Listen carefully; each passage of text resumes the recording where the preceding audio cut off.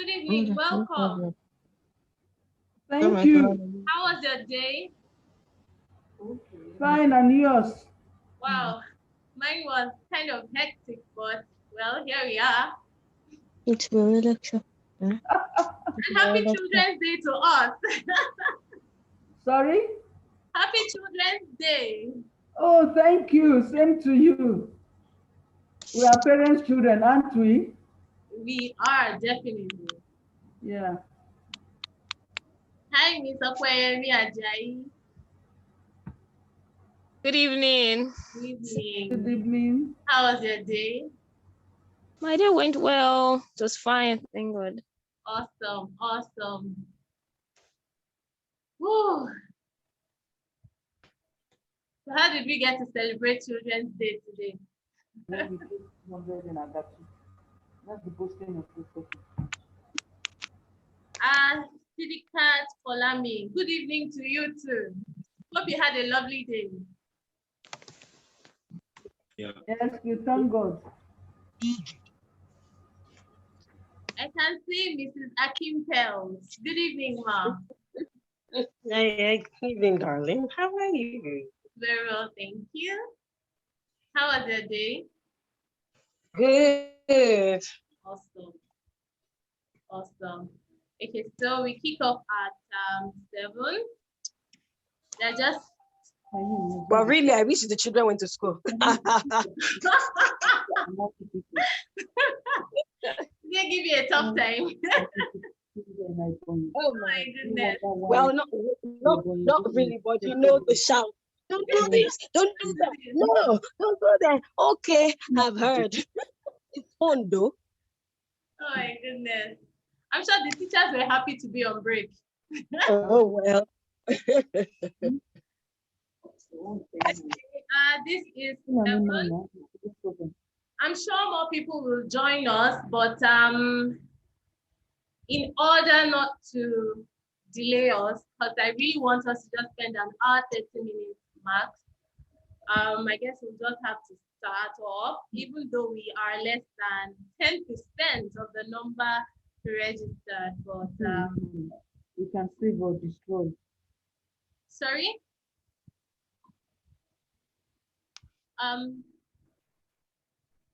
Mrs. Virginia Queen, you said something, I couldn't hear that. No, sorry, I was talking with somebody else here. Sorry. All right. I was talking with somebody else. Oh, no problem, ma'am. No problem at all. Okay, so I'll share my screen. No, not yet. Hi, Justin. Hi. Welcome. How was your day? My day was fine. It was good. How was yours? Awesome. Well, a bit stressful because I had a lot to do. At some point, I was just praying I will not forget it's almost 7. Oh my God. Okay. Oh my God. Okay, let's begin. I will share my screen. Share my screen now. Yep.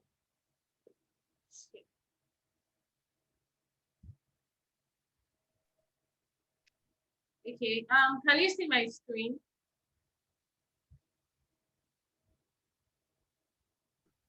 Yes, I can. Awesome.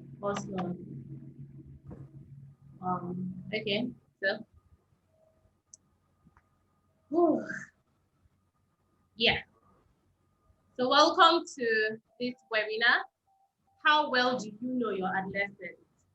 Things they go through that you may have no clue about. At first, I'd like to thank everyone who made it here. I'm sure your day was busy or you had other things you could have done, but you chose to be here. And I say thank you. Before we go into the course, the webinar, I feel it will just be appropriate for me to introduce you. Some might know me, probably might have seen me on Instagram or Facebook or physically or speaking somewhere, but there are things I'm sure many of us do not know, and a history that will explain how this webinar even came into being. So, who is TBOG? First, I need to mention that TBOG is a nickname I got from a while back in the university, but TBOG is the TBOG in TSAGEandTBOG Consult. That's the name of the company organizing this. So TBOG is a family wellness consultant and instructor. She had a BSc in human physiology from the best university in Lagos in Nigeria. Sorry to others who are not from Unilag. University of Lagos, and also I got my master's in human physiology as well from the University of Lagos. After which I had my certification in developmental and social psychology. And then I went on to participate in the Cherry Blair Foundation for Women. So I became a mentee at some point at the Cherry Blair Foundation for Women, and it gave me international affiliations as well. And I am also the managing partner of TSAGEandTBOG Consult. Now, TSAGEandTBOG Consult is a wellness company. We curate wellness, wholeness, and winning experiences for organizations, families, and that's why we are doing what we do now. So how did TSAGEandTBOG Consult begin? I will take you back to when I was 7 years old. And the reason I'm doing this is because there are parents here, and in explaining my story, it will help you see some of the things your adolescents do that you may have no clue about, and how to detect them and nip them in the bud. So when I was 7 years old, something very significant happened in my life. We had a family friend then, and my dad was called on because this family friend, her first daughter, her first child, got pregnant. She was about 16, I guess, and I was just 7 years old. So she was about to be kicked out of the house by her mother. So my dad had to go there to beg that she has wronged, she has done what she shouldn't have done, but kicking her out of the house would further complicate issues. So my dad went there to beg. When he did so, initially they didn't accept and all, but eventually they did accept. But they left my dad with a parting word. And what was that? She said to my dad, "You also have a daughter. Fortunately, she's your first child. When she comes home pregnant, then you will understand how I feel right now." As soon as those words were said to my dad, he left that family and came back home, called me, "Talk, where are you?" And I reported, "Yes, I'm here, sir." And he said to me, this just happened. I want you to go into your room. I want you to make a vow to God, and then you will come back to me to make that vow.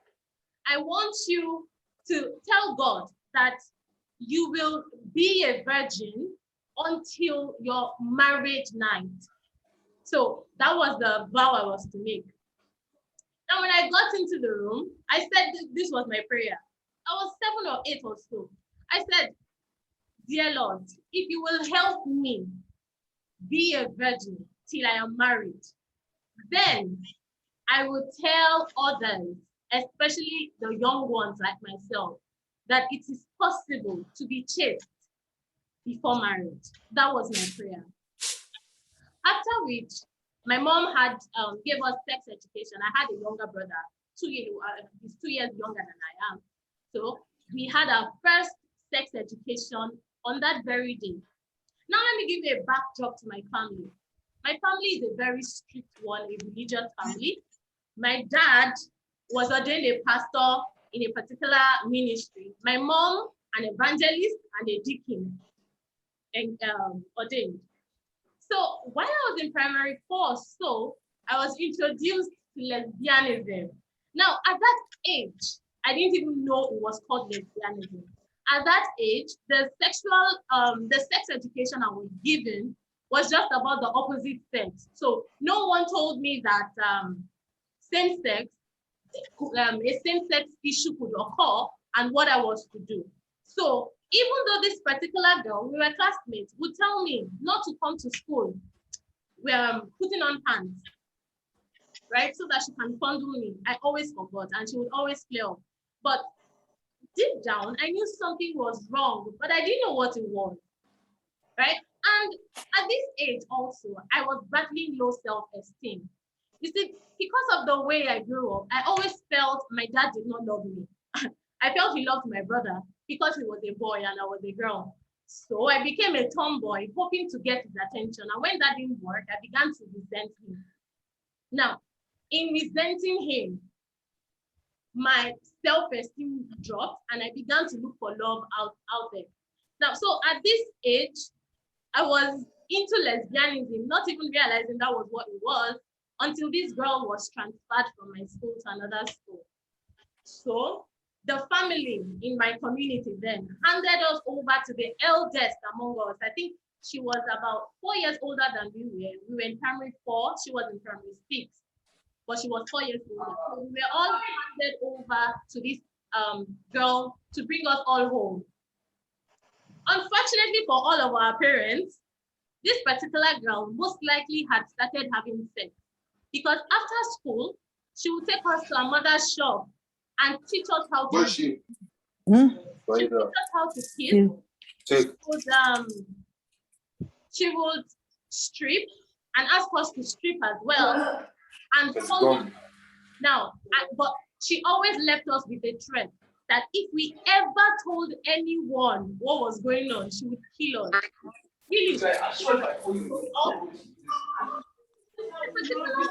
In the kitchen, my mom and I were washing plates together, and she began to ask me questions about how she found out something like that was happening. Now, I shared this part of the story. Don't forget, I'm on a journey to letting you know how TSAGEandTBOG Consult started. But I'm giving you this backdrop to know my history, to know exactly what it is that went wrong as an adolescent, so that while I share this story, you can begin to assess your own adolescence. Find out if there are someone is unmuted. Please, can you all mute? Someone is unmuted. I can hear that noise, and I believe it will be interfering with others. And so when my mom found out, she went to the other parents to let them know that this was going on. And then all of these parents went to this particular girl's mom, because she was a single mother, to let her know what was going on. Of course, they flared up, they beat the girl and all of that, and we were all banned from going home with this particular girl. So that was the journey.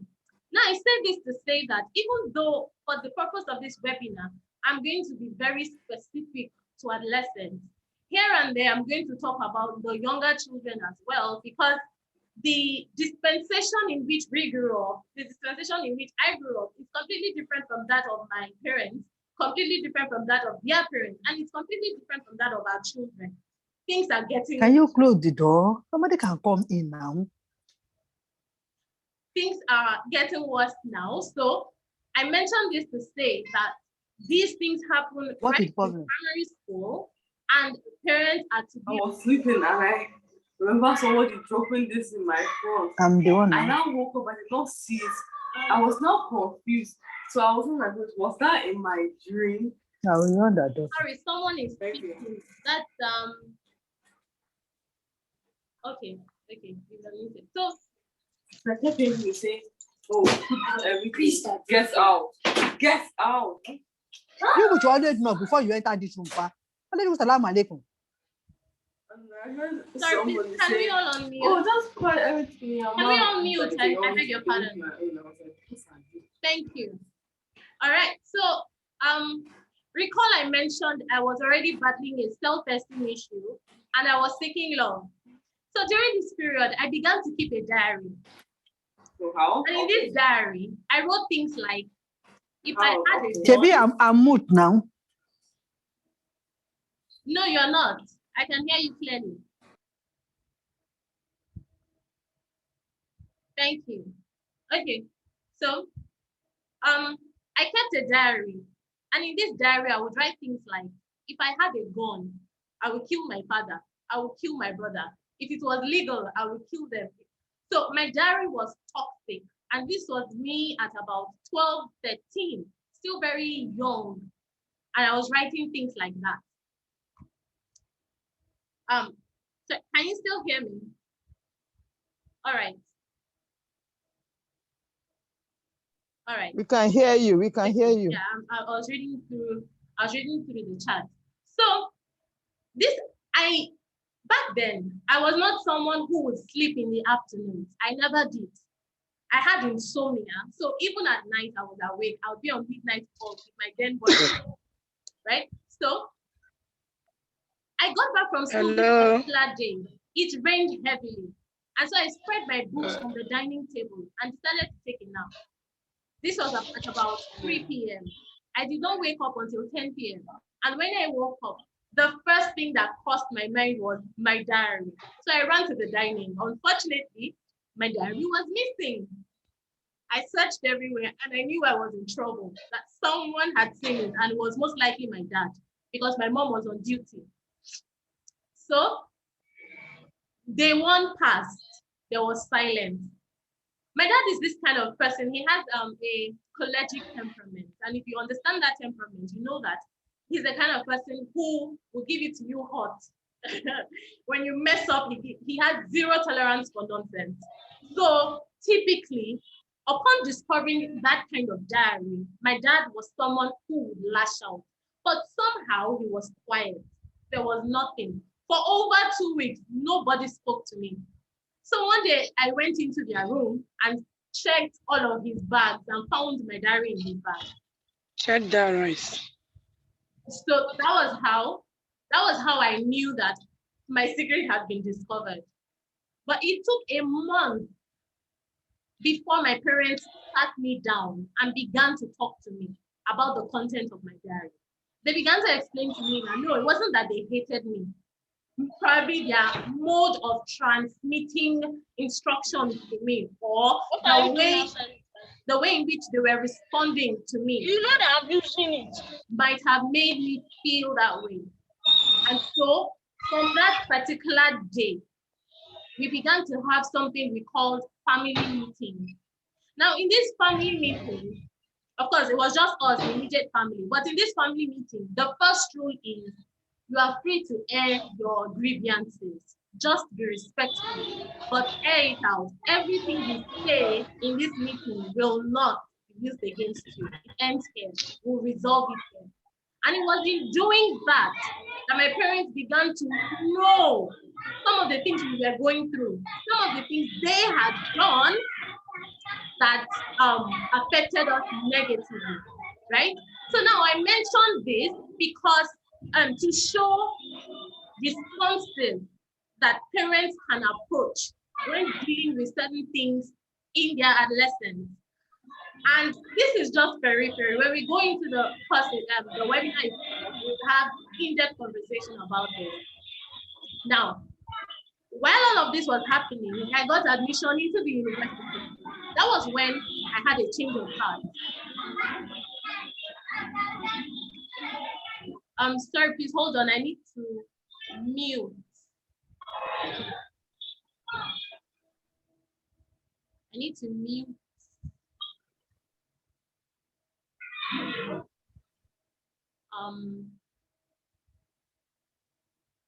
Sorry, I'm struggling with, I don't know. Okay. All right, so please, as you come in, just please mute. I'm struggling with muting everyone here, and it's interrupting others. So if you can hear me and you are not muted, please just help us mute yourself, please. I'm struggling to do it here, so please just help me out so that I don't delay everyone else.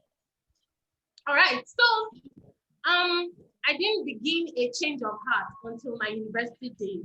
That was when I actually had a spiritual encounter that changed my heart. And I grew in such a way that I began to counsel other teenagers. Now I was about 17, 18 at this time. And I was counseling fellow teenagers and some elderly people. In fact, it got to a point where parents would report their teenagers to me and place it in my hands to go counsel them. That was how much I grew, right? So all of this was happening. And at some point, I think when I got to 18, 19, I actually won an award in a very prestigious faith-based organization, the most influential teenager award. So all of the values my parents had transmitted to me, well, they were all playing out. However, something else happened. So in the midst of all of this, another fellowship, another ministry saw me and kind of got me into their organization. So I left my parents' own ministry and went somewhere else. In that place, I got lured, I got raped, then got comfortable with it. That was where I lost my virginity.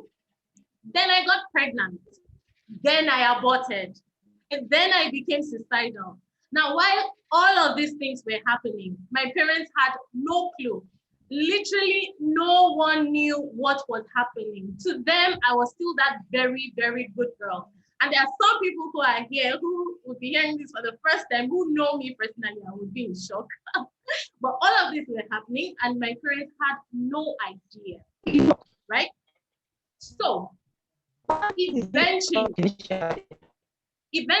I think some years later, after all of these things had happened, I eventually opened up to my mom because I realized that I would not come to complete healing without the people I am submitted to know what happened. So I had to tell my mentor, told my mother, and when I explained everything to her, really.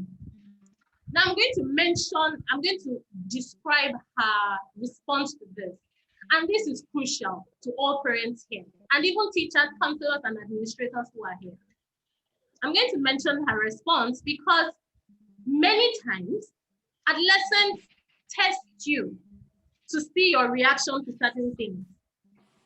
When they test you and you make a mistake or you respond in a particular way that pushes them away, chances are they will not come back. And that's crucial because adolescence is a phase where they experiment with a lot of things and they go through so much.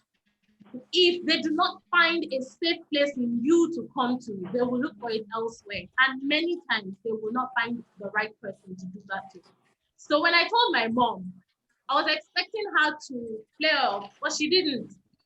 When I was done, and I was on my knees when I was telling her, kind of crying, she lifted me up, she hugged me, prayed for me, and she said to me, now that you've let it go, don't do that anymore, go. And I was in shock. She eventually told my dad many months later, and my dad took a walk. But all of their responses was summed up in this one sentence: help, I really do not know my adolescence. Now I shared all of this to say that sometimes when your adolescents say are influential or in a place of worship, for example, either the church or the mosque, wherever they might be, and they are really, really active and participating in some of these things, it's important that from time to time, you check out how they are doing mentally and emotionally. Because the only reason I got involved in another ministry was because I was getting drained. I got to a point where I felt burnt out. But whenever I said I was burnt out, people didn't really believe me. Because when you bring a problem to me, I will give you solutions. When I was active and people were getting answers from me, so it was difficult to believe that I was burnt out. So when I saw an avenue to leave where I was, to go recharge somewhere else, I grabbed it, but it was a deceitful place and it was a mistake. But so this goes to say that these are areas parents should truly watch out for. Now, so for this webinar, wow, what are we to expect?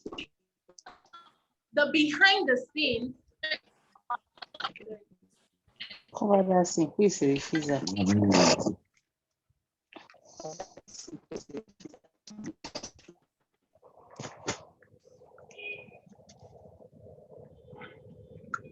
No, I don't know. Okay. So you have to expect the first thing is behind the scenes of the adolescent behavior. The second is struggles adolescents go through that you may have no clue about. The third is appropriate responses to adolescent behavior. And the fourth is a preview into our course titled Engaging the World of Adolescence. So these are the 4 things to expect from this webinar. Now, scenario 1, the mendacious teenager. So I'm going to be painting 4 scenarios.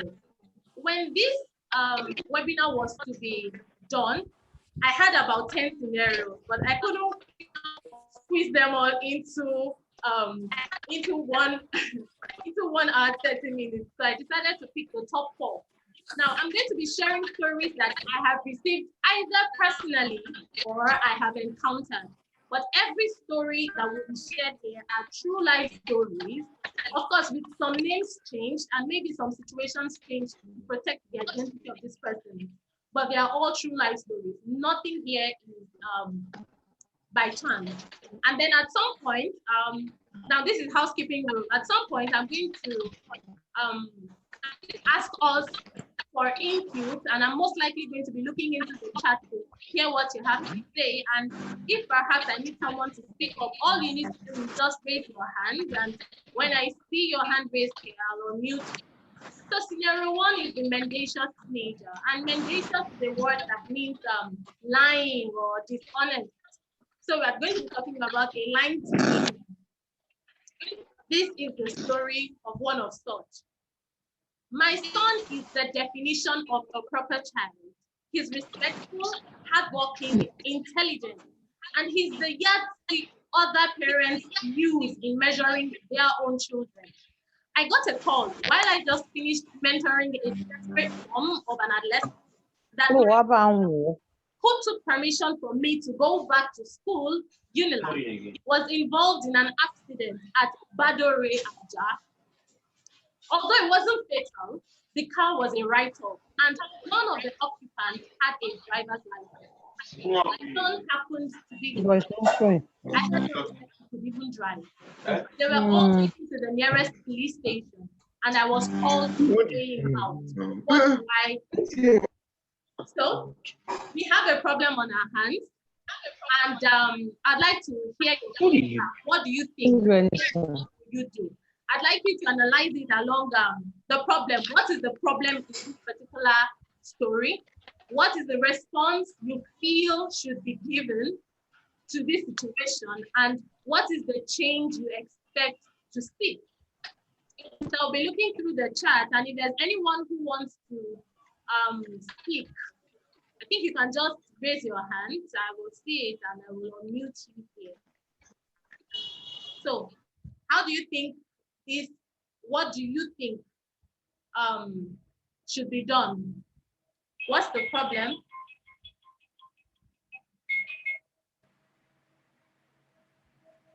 Anyone? Oh yes, my diary did a lot of magic, fortunately. Okay, I see a raised hand. Yep. Okay, you can speak, please.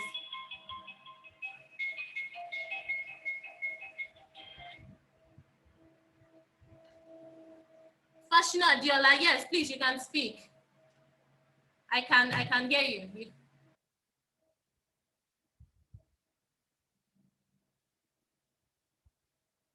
We can hear you.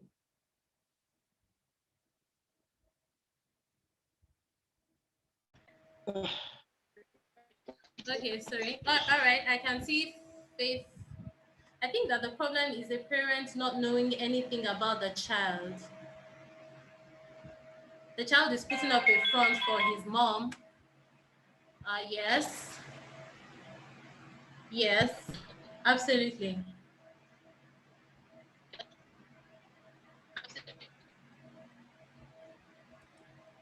Fashina Diola, please, you can unmute.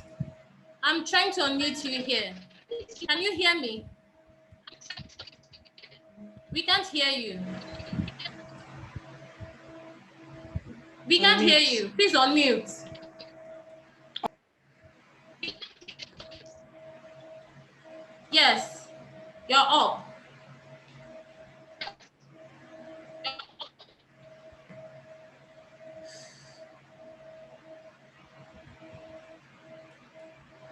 Okay, I'm looking in the chat. Change I will expect is better communication between parent and the son to make him feel he can tell them anything without criticism. Yes.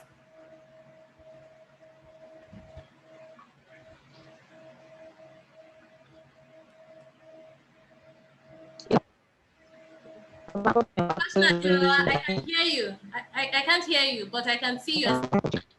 Can you type what it is you want to say since I can't hear you? Someone is speaking.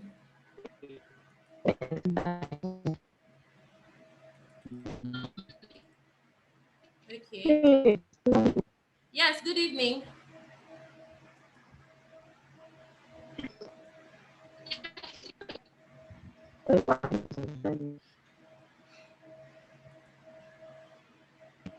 Okay, something seems to be wrong with Adela Fashion's network, or is it mine? All right. Okay, let me just proceed. I'm also looking in the chat box to see if there's a response. Okay. Yeah, Fashion Adela, connecting, yes. Do you still want to speak, or would you rather type in the chat box?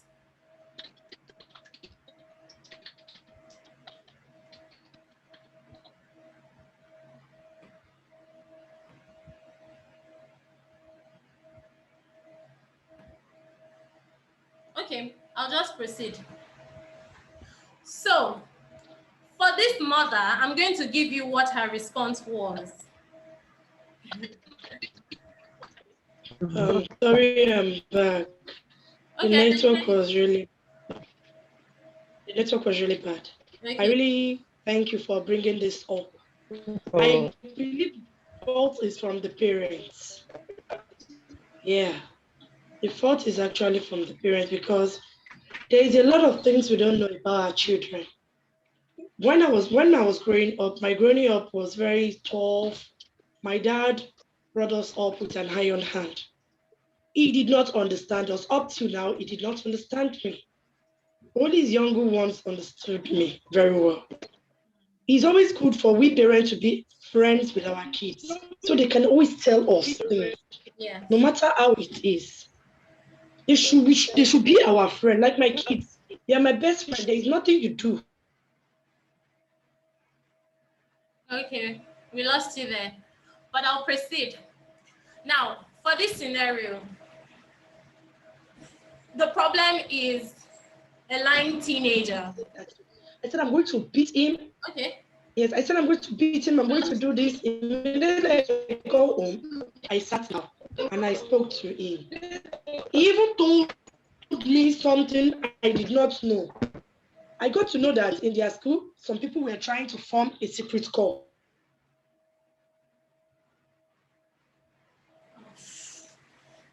Your network is quite bad. Can you just type it in the chat box? I will be reading it. But so as not to delay, because we have a lot to cover and I want to hear your questions, your feedback, and also I really need to run. All right, so the problem is the lying teenager. He's lying, he's two-faced, he is living a double life. I mean, he told his mom that he was in school, but when he was found, if you know where Badore is, to Unilag, Kota, Yaba, that distance is when you include the traffic situation and all, you're not going to spend less than 2 hours on the road. So imagine his mother, who just ended a counseling session with another parent, got a call that her own son, her only child, is to be bailed from the police station. I mean, so this was her response. When she heard it, she was so mad, at the same time scared because he was involved in an accident. So she got to the police station, bailed him out, and from the police station, she was slapping and beating him. When they eventually got into the car, she broke down and wept. Now, the change this mother hopes to see is a truthful son. She wants a son who can share his burdens with her, right? Now, here's what the statistics say. Researchers have found that peak dishonesty occur in adolescence. And how did they do this? They carried out an experiment using a very vast population. They picked children ages 3 up until the elderly, 70s and above. And what they found was that the age range or the age band that told the least lies were the youngest and eldest generation, followed by the middle generation. But the teenagers, the adolescents themselves, told the most lies. That was what that experiment brought out. Now, teenagers are reported to tell an outright lie 25% of the time. What this means is that for every 4 reports your adolescents give you, 1 is a lie.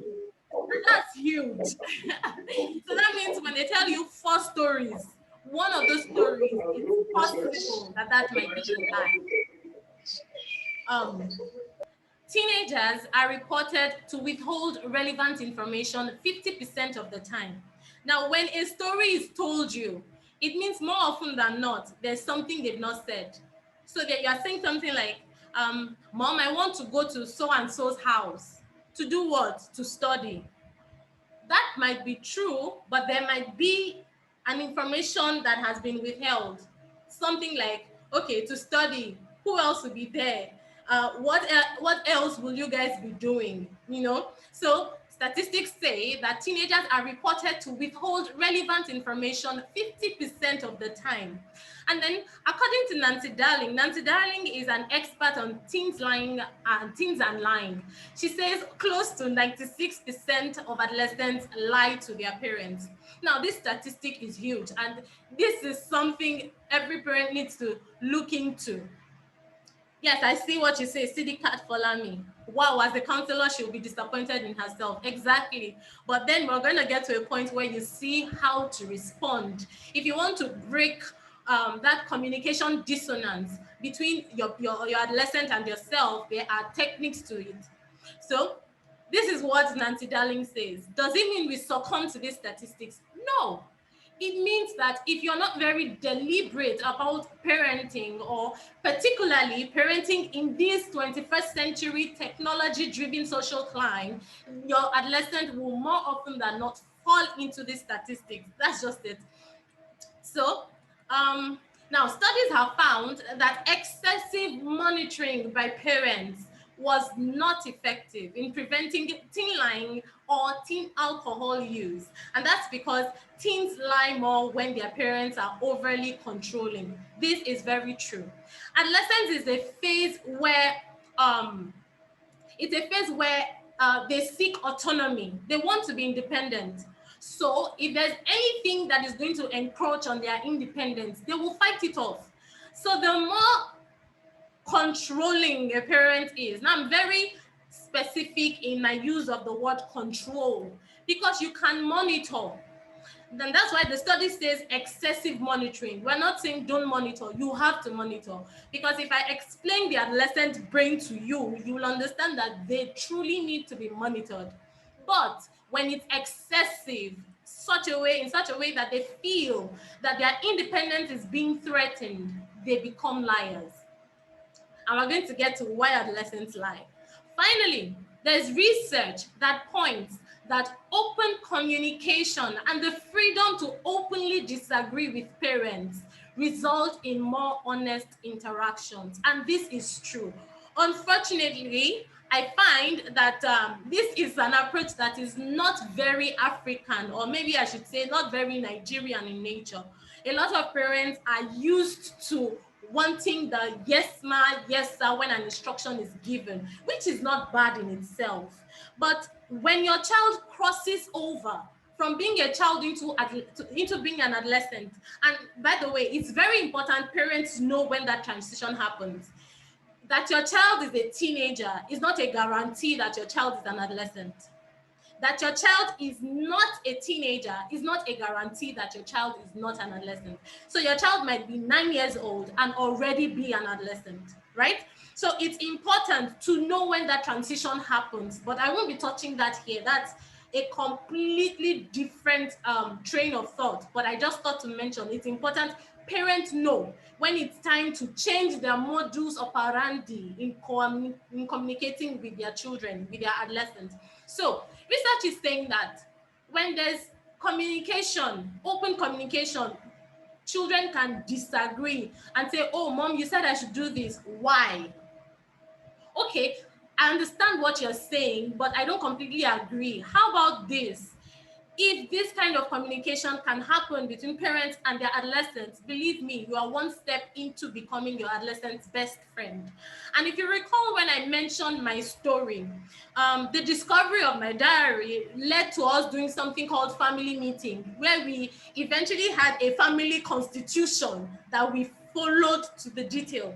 And it allowed for open communication. I mean, after every session, everyone who got queries, would work on themselves such that by the next meeting, it will be obvious to all that this person has truly changed, right? So why do teenagers lie? For some very funny reasons, but I believe it's something we all should know. They lie to avoid getting into trouble. They lie to avoid getting embarrassed. And this is an adolescent thing. Adolescents are very self-conscious, and this is not a webinar that really delves into adolescents. This is just going to be talking about the communication dissonance between adolescents and their parents. If not, I would have taken time out to delve into this, but we really don't have time, so I have to fly. But if I'm getting too fast, please just call my attention to it. I'll slow down again. They lie to protect or defend their friends. They lie to cover up emotions. They lie to make themselves look better. They lie to establish autonomy. They lie not to hurt parents, and that's absolutely true. Adolescents, when they do something that they feel will make their parents really feel hurt or disappointed, many times they lie to cover it up. Unfortunately, the truth always comes out, and when it comes out, it becomes double jeopardy, because then they have to deal with the fact that they lied, then they have to deal with the fact that they covered something up, and then they lie for no reason at all. And now there's a medical condition for this, but I will not delve into that because that's purely medical. But basically, those are the reasons your adolescents lie.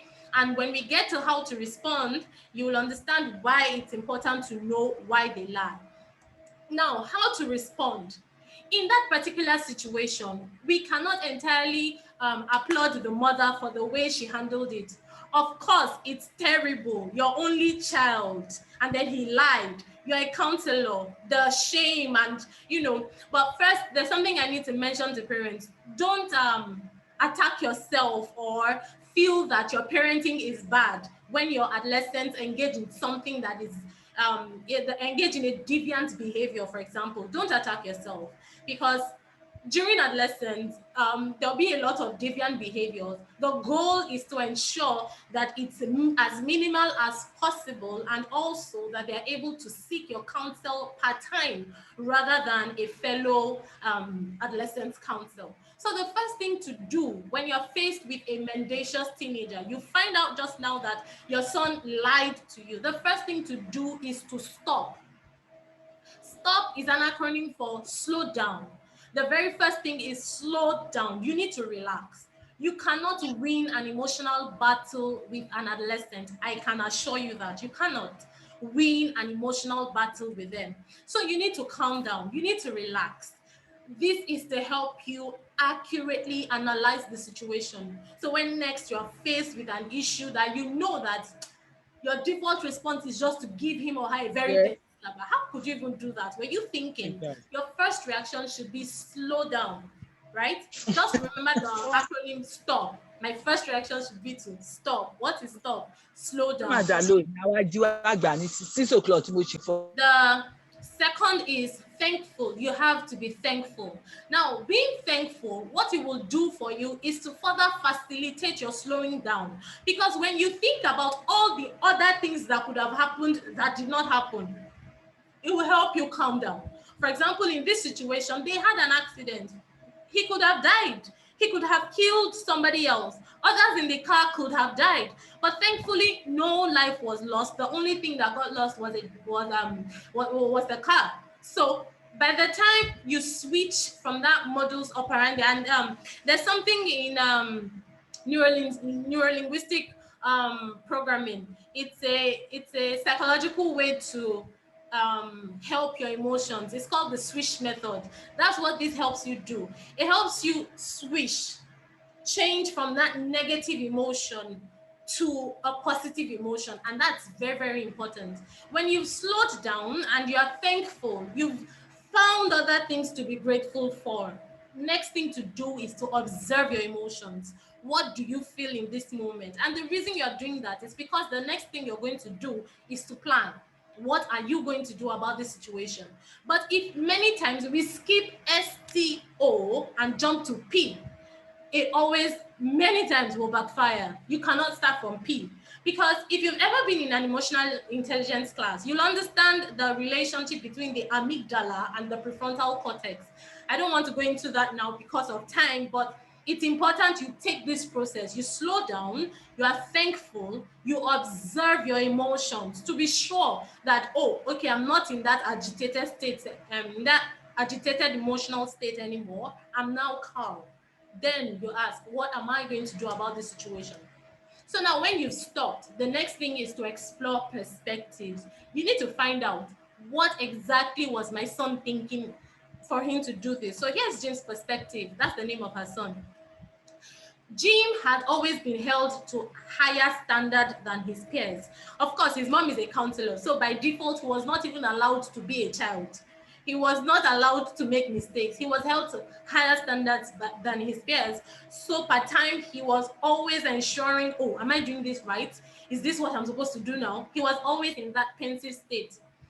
He was never allowed to go visiting friends. Neither were friends allowed to come visit, so that they do not corrupt him. Now, the implication of all of this was that among his peers, he was called mommy's boy. And that was always infuriating. So when he got a chance to redeem his reputation, he took it.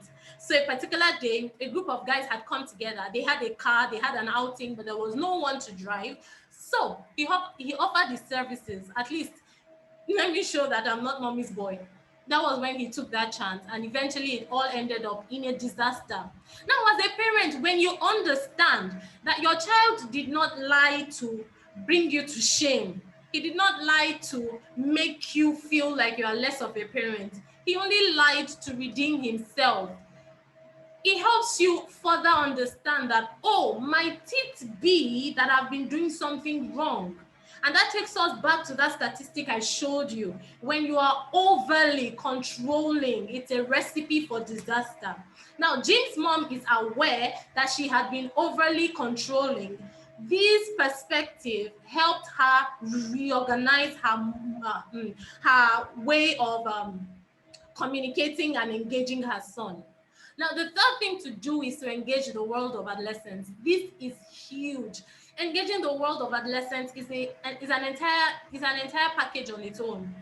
When I say engage the world of adolescents, it might be easy to think we're talking about the phone or gadgets. No, the adolescent ecosystem is actually made up of 7 major communities, and you have to be really active in all 7 of them. The phone is just one of the communities. That's just the virtual space. It's just one of the 7 communities. So in engaging the world of adolescents, they draw you into their world, and in drawing you into their world, they begin to trust you with things they are going through. So rather than go to a friend to seek opinion, they will come to you, and that's the goal every parent wants to achieve. Now, having understood Jim's perspective, the next thing is to re-emphasize the importance of honesty. Now, it's important you let him know, I understand what you feel. And that's very important, because adolescents will trust you better when they know that you understand what it is they're going through. They will listen to your instructions when they know that, oh, my mom, my dad has heard me. Then they will hear you as well. So now that you've understood Jim's perspective, you need to re-emphasize, oh, Jim, I am sorry. I most likely have been overly controlling. I've not allowed you to be the teenager that you are. I've not allowed you to be the child that you are. For that, I apologize. However, honesty is a value we hold dear in our family. It is non-negotiable. Believe me, Jim will become repentant. Why? Because first, there's a heart-to-heart connection. He knows that now you're speaking to him not from this elevated plane, but now as someone who understands his emotional turmoil. Right? Now, the next thing is also to model honesty. I mean, you cannot expect of your adolescent what you do not do. So if you're engaged in white lies or black lies or whatever color of lies it is, you don't expect your adolescent not to lie. They copy you. Whether they admit it or not, they copy you. And if perhaps you have an adolescent who has been a chronic liar all this period, you don't expect that this 1 to 5 will occur immediately. You have to understand that it's a process, right? So for every time this adolescent messes up and this is your response, you are breaking down the walls that he or she has built around himself or herself, and they begin to draw you in. So you have to understand that it's a process. Here and there they might flop, but to understand it's a process is for you to know that, oh, this is a journey and we're going to take it to the very end. And then finally, many times when adolescents lie, it's because what they even lack is a problem-solving skill. They feel it's easier to just lie your way out of the situation than actually critically think to solve it. So this will be an amazing opportunity to teach them problem-solving skills as well. And let me look at the chat. Okay. I see, valid point, exactly, hitting it right. Thanks so much. And it hurts that parents act like they never were teenagers. Absolutely. All right, so that's scenario 1. We're done with scenario 1, and I would have loved to take questions now, but we're really behind time. So you can actually begin to drop questions in the chat box. I promise you I'll read it. And if perhaps by 8:30 I'm unable to answer all of the questions, I will ensure that I do a video recording to answer each question, and I'll put it up on our social media platforms so that you can just easily go there to see answers to your questions. Now, the next scenario we'll be looking at is the bullied and bullying teenager. Now, I decided to merge both together so I can talk about both. They are different. The bullied teenager is the victim. The bully, of course, is the perpetrator of the act. We're going to be looking at a scenario that paints a particular picture. One of the things adolescents go through that parents might have no clue about. Scenario 2. My son passed through 4 different schools in the 6 years of his secondary school education because of the nature of my husband's job, and he coped just fine with it. Recently, just a few days after his 16th birthday, I witnessed something that shook me to my marrows. We usually have families come over during Easter holidays, and while I went to get the salad, I overheard my son threaten another child. I initially thought I had wrong, so I went closer to the door, and I heard my son tell another child that he, my son, would pour acid on his face if he refused to give him a portion of his turkey. While I was contemplating on what to do, my son slapped the other boy hard and told him never to argue with him again. I'm in shock. What do I do? Okay, yeah. So we're going to be analyzing this as well along these three criteria. What is the problem in that scenario? What is the response? What should the parent's response be? And what is the change you hope to seek? Yeah, does anyone want to have a go at it? You can raise your hand. I would unmute you. Let me see if I can take just one person, and then I look through the chat to see. Yeah. Okay, constant problem. Okay, the problem. Change of environment has made him tough in loving others. He's used to changing people he meets. Absolutely. That's a beautiful one. No, we still need cane when it's needful, only when it's needful. And that may be once in a lifetime with you or never at all. Response is to help him get used to others by introducing him with prestige. Okay, these are very, very interesting perspectives. I like this. Is someone speaking? Hafsat. I can see Hafsat here. Are you speaking to us, or is this a mistake?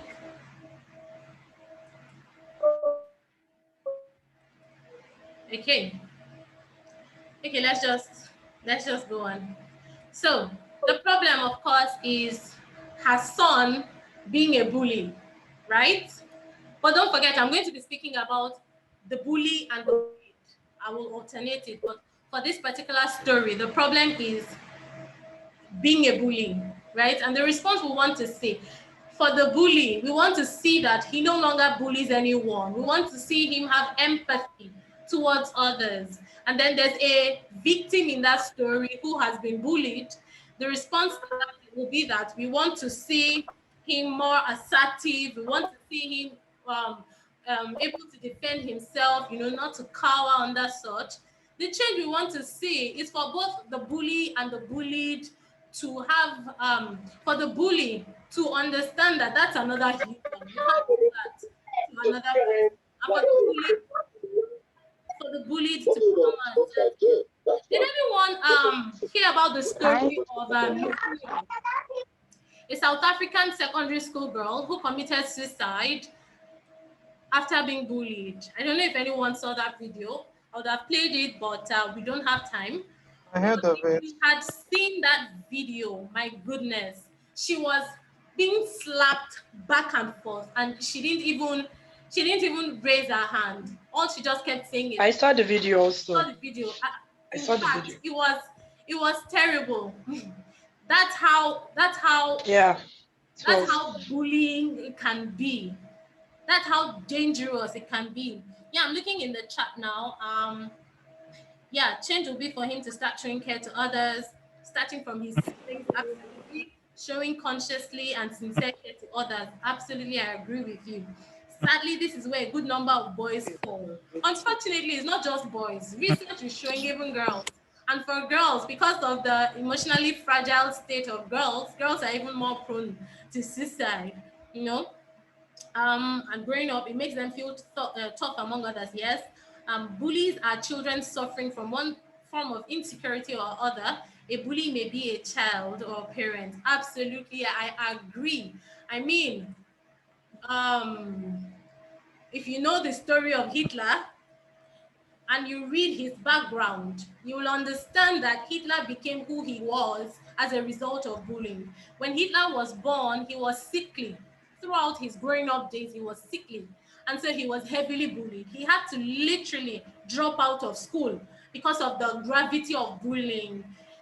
When he tried to apply to the military, he almost wasn't even taken in. I think he had to reapply because they kept laughing at him. That what kind of unserious person is this? And so when he eventually became the head of state, he lashed out. All of the pent-up anger, he lashed out. So that's how devastating bullying can be. So let's look at what the stats say. 49.8% of 9 to 12-year-olds said they experienced bullying at school. And I'm going to show you very soon that okay, let me show you this. The second one says 1 out of every 5 students report being bullied. Now, many 9 to 5 years old are either in primary school or at the beginning of secondary school. Well, now many 12-year-olds are leaving secondary schools, but at the time of this stats, that's what it is. But you see that they say 1 out of every 5 students reports being bullied. So if you're telling me that 50%, we have almost 50% of bullies, and then all of a sudden the statistic is dropping, you see that students are not even reporting the fact that they are bullied anymore. And this is because of the shame they feel. Many bullied, now not the bullies, the victims, the bullied, many times feel ashamed.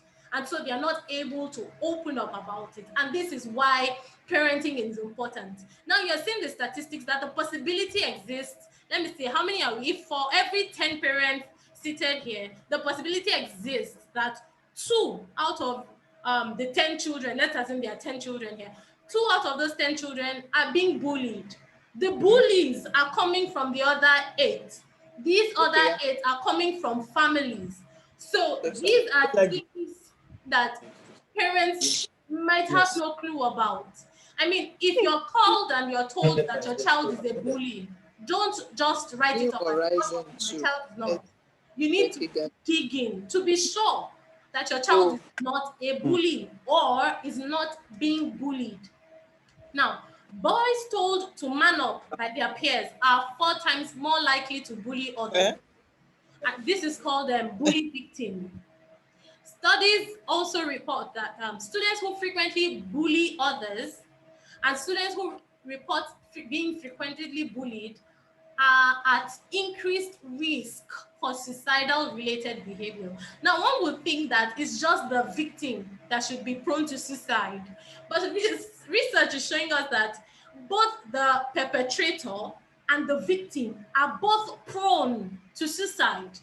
And that's something we all need to watch out for, because I have personally experienced situations where a parent was called and told, see, your son has been bullying so and so for so long. And the parent said, no, not my son.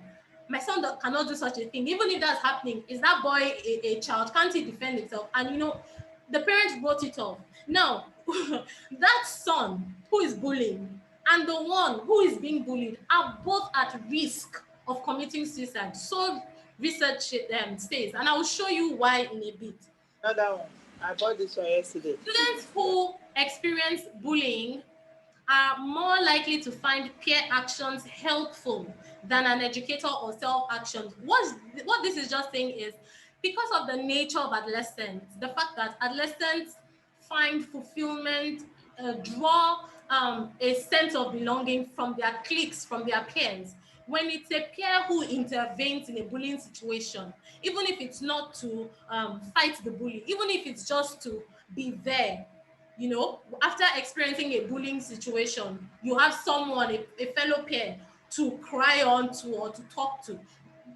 The bullied students find it more helpful than even talking to an educator or trying to fight it off themselves, which is why it's important that we begin to talk to our children about bullying. We need to teach them what to do if they are bullied.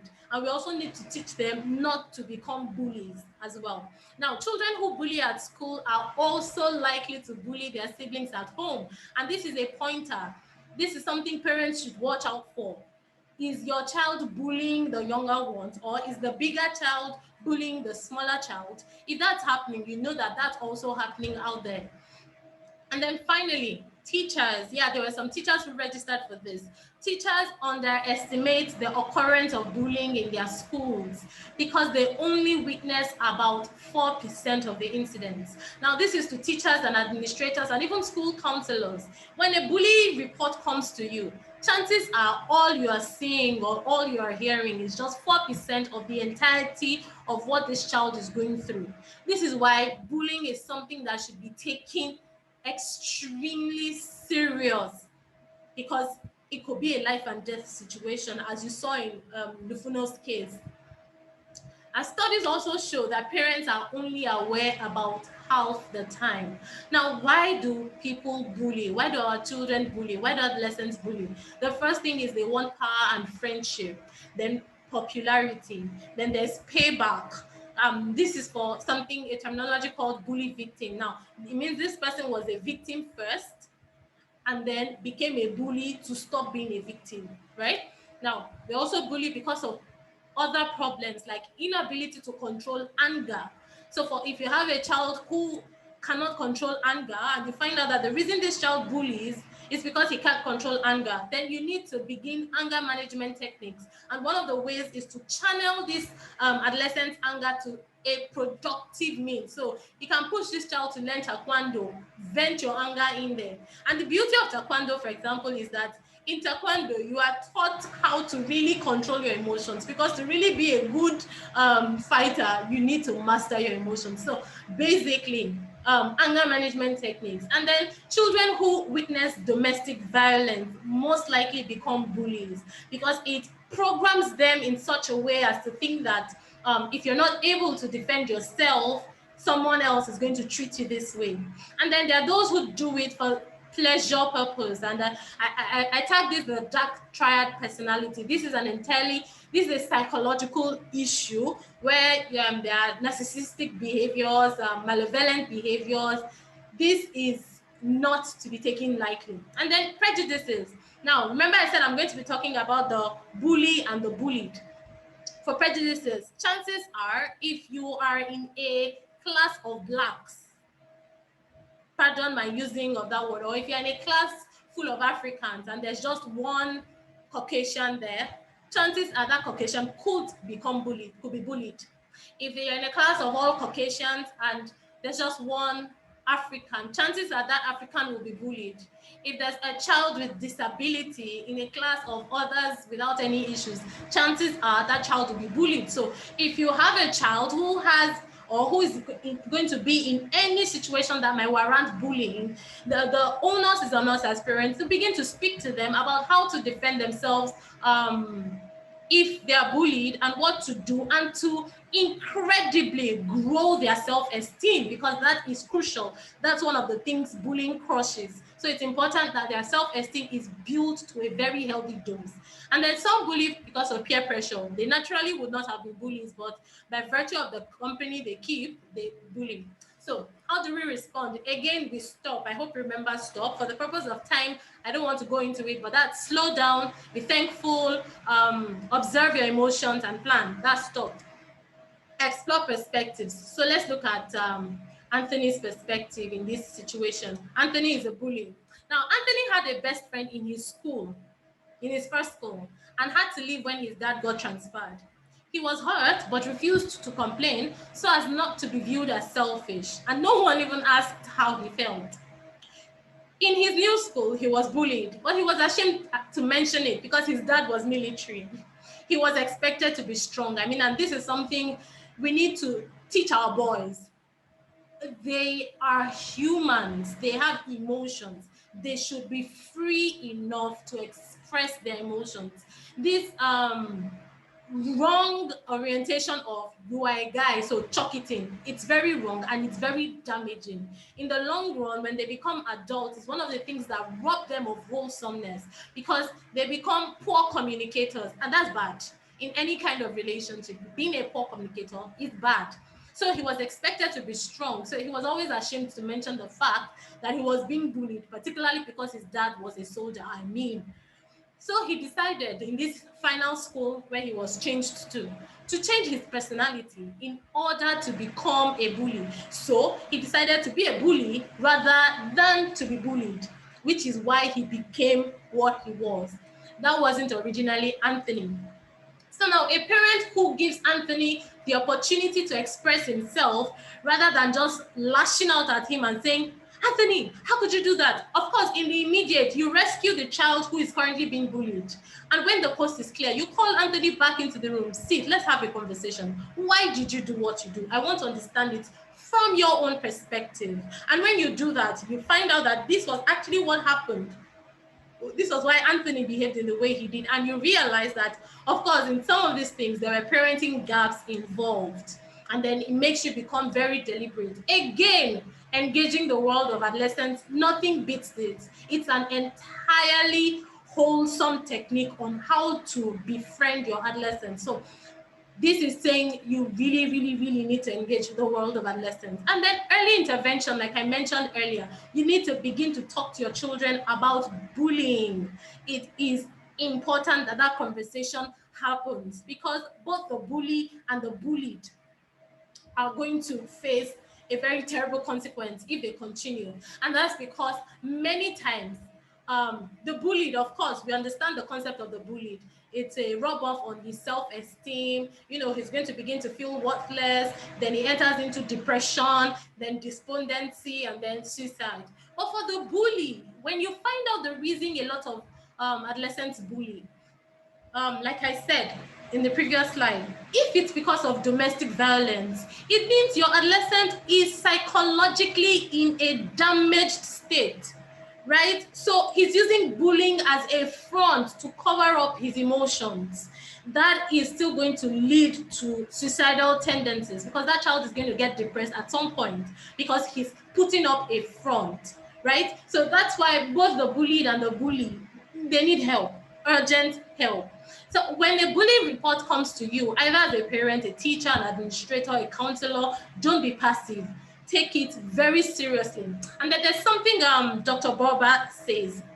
She calls it plan. That's a plan for students who are being bullied while parents are trying to sort out what to do about it. She calls it plan. The first thing is to pal up.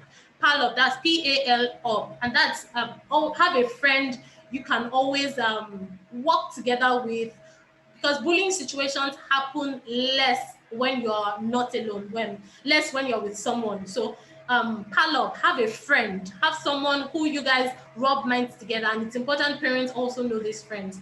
Then leave hotspots. Hotspots are in schools, for example, places like under the staircase or a secluded area, stuff like that. Don't be found there, right? Then you have to attempt to speak to an adult. A is adult, speak to an adult. You have to let an adult know what's going on, because sometimes the adolescents cannot handle bullying on their own. And then finally, you have to notice your surroundings. That means that when you observe that the scenario is changing and it's looking like these bullies might have the upper hand, be fast in noticing a change in your surroundings and disappear when something like that wants to happen. So that's the code Dr. Borba uses. 15 minutes more. I want to see if I can end in 10 minutes so that I can take questions for about 5 minutes. My God. The third is the sexually active teenager, right? My 14-year-old daughter is sexually active. I am devastated. I suspected that she was seeing someone, but she knew the rules. So I didn't allow myself entertain the thought of her having a boyfriend at the time. Now, in my time, I didn't dare bring a guy home at 22 because I felt my parents would kill me. So why would my 14-year-old not only dare date, but also have sex? Last night, I woke up at about 2 a.m. and decided to do some studying. As I passed by my daughter's door, I could hear her voice, so I decided to listen in. I shouldn't be eavesdropping, but I did. She was sex calling. She had sent him mutes. She was saying erotic things I have never even said to my husband. What do I do? So yeah, that's another parent. What do you think? Let me check the chat. Is there any conversation going, or do I just, okay, maybe I should just rush through. Let me rush through. Yeah. Oh, stop. Slow down. Be thankful. Seek opportunity. P is plan. No, O is not seek opportunity. O is observe your emotions. Slow down. Be thankful. Observe your emotions. And P is plan. What are the next steps? What are you going to do? Oh, wow. I'm reading through. Oh, Adekora Ajayi, thank you very much. Thank you, TBOG, for this enlightening. Hitler was bullied. I'm telling you, Hitler was bullied. So you can imagine the reaction. Hitler was bullied. And many analysts say that Hitler was one of the worst presidents, not because of the genocide he committed, but also economically. Hitler could not make cogent decisions. Decisions he was making was just to show his people that he's superior. So for example, there's an economic meeting. When others give ideas, even if the ideas seem good, if the idea did not come from Hitler, Hitler is most likely not going to take that idea. He's going to do something opposite just to prove that he's superior. That's what bullying can do. Bullying robs you of being a wholesome adult. Yeah, Hitler was bullied. I said it, boys, the psych.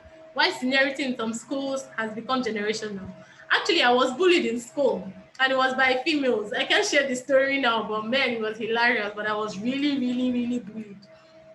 I went to a boarding house. My seniors bullied me and cut my brother's mattress into two. Oh my God, I'm so sorry you had to go through that.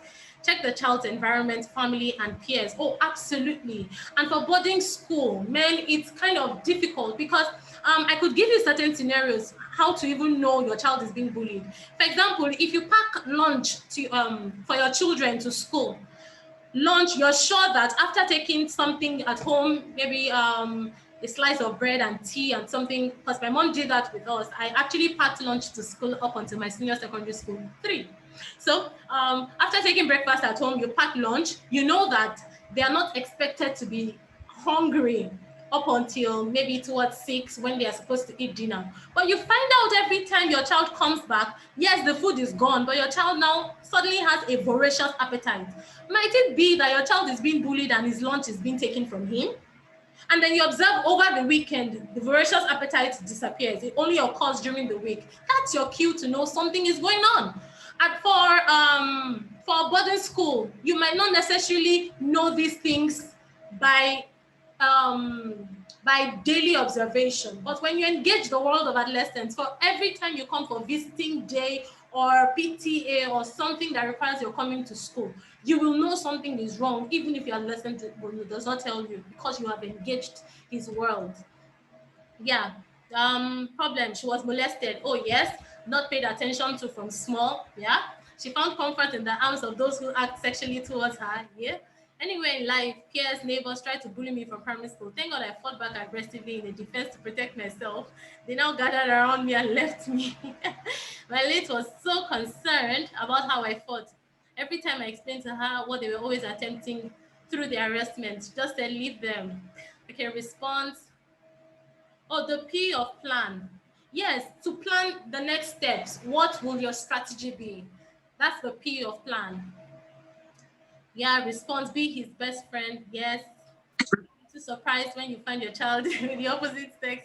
Oh my God. I'm so enjoying this comment right now, but we need to, oh my God, we need to move on. I do not want to keep you here for longer than necessary.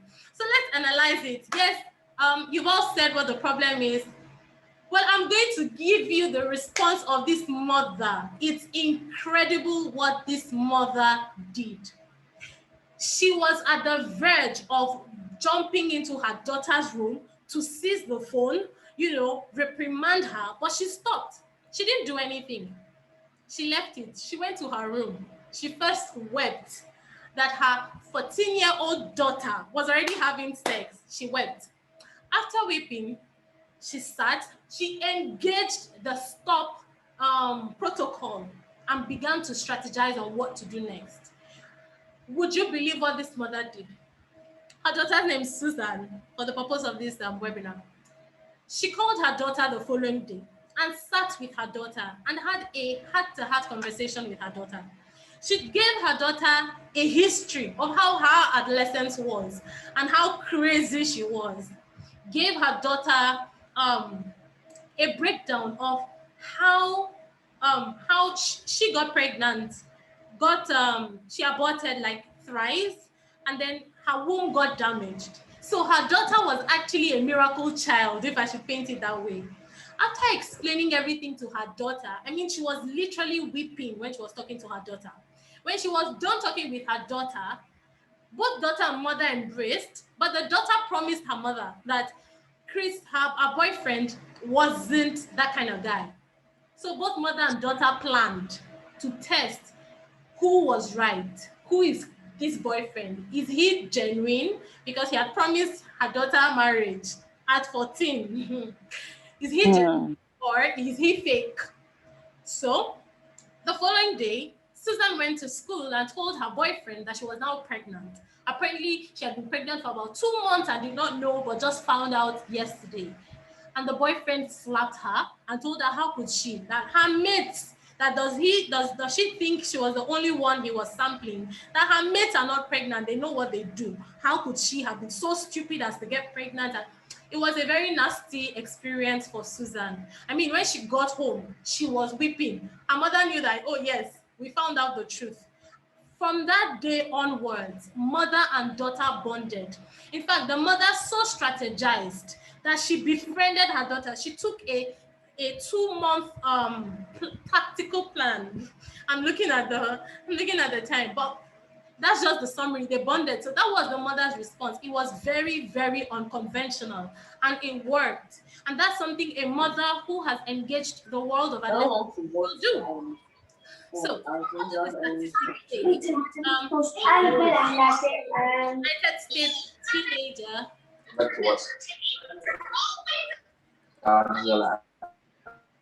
Okay.